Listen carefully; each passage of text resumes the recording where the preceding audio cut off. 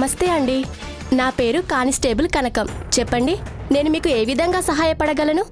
అరే, ఈ పోలీస్ స్టేషన్లో కంప్లైంట్ ఇవ్వడానికి వచ్చిన వాళ్ళని కస్టమర్స్లో చూసుకుంటారా? అదంతా మా కొత్త ఇన్స్పెక్టర్ గారు మాకు నేర్పించిన మర్యాద. స్టేషన్కి వచ్చిన వాళ్ళని బాధితుల్లా కాకుండా దేవతల్లా చూసుకోమంటారు ఆయన. ఆ మర్యాదలు బానే ఉన్నాయి. కంప్లైంట్ ఏమైందంటే మాట మార్చేస్తారు. మీ ఎస్ఐ గారు ఎక్కడా?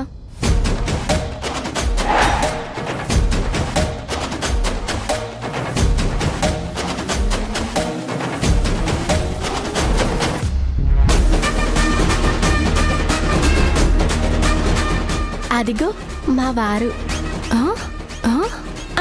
అదే మా సారు.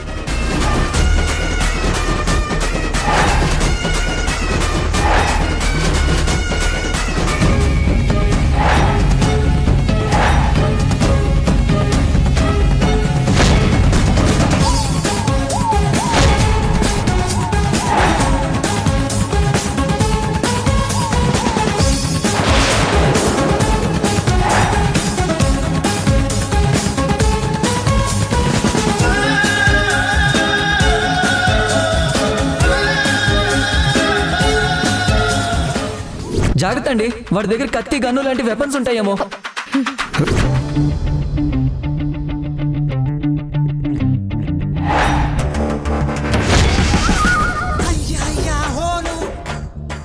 ఏమండి, ఆ దొంగను పట్టుకోండి. మర్యాదగా అడ్డు తప్పుకో, లేదంటే నిన్ను పొడి చేస్తా.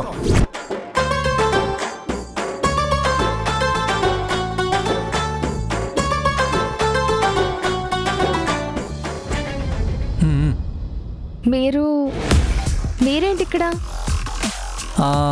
గవర్నమెంట్ నన్ను ఎక్కడ ఉండమని చెప్పింది. మరి మీరిక్కడ? మీరిద్దరూ ఒకరికొకరు ముందే తెలుసా? అది నిన్న మేమిద్దరం ఆటోలో. నిన్న మీ ఇద్దరా? ఏం జరిగింది? ఏం జరిగింది? కనకం, మండూకంలో మధ్యలో దూరకు. అవును, వాడికి మీరు ఎస్ఐ అని తెలుసా? తెలిసే ఉంటుందిలే. అంటే తెలిసే వాడు మీ దగ్గర?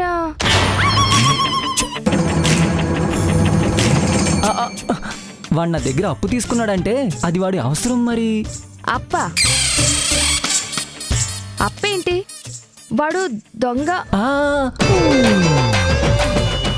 ఎస్ఐ దగ్గర అప్పు తీసుకోవడం ఏంటనేగా. ఎస్ఐకి ఏమైనా కొమ్ములు ఉంటాయా? వాళ్ళు మనుషులేనండి. కాకపోతే కొంతమంది ధైర్యంగా ఉంటారు, కొంతమంది తెలివిగా ఉంటారు. నేను సేఫ్గా ఉంటాను.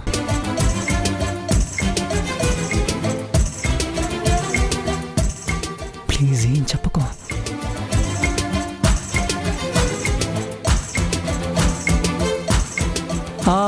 మీరేంటి ఎక్కడున్నారు? కంప్లైంట్ గురించి. ఓకే, పదండి కూర్చొని మాట్లాడుకుందాం. నిన్నేం జరిగింది?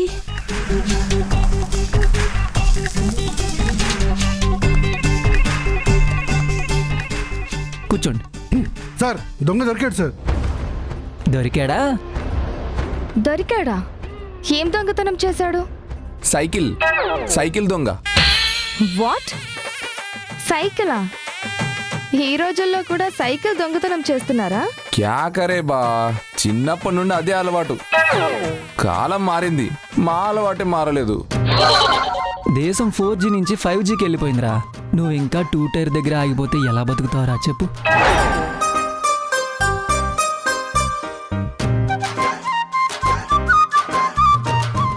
ఈ రోజుల్లో డెవలప్మెంట్ లేకపోతే చాలా కష్టం రా.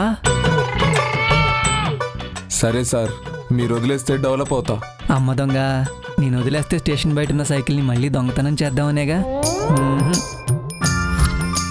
నువ్వు డెవలప్ అయ్యావని నాకు నమ్మకం వచ్చే వరకు నిన్ను వదలనుగా. పో సెల్లోకి వెళ్ళిపో. చూడదేబా.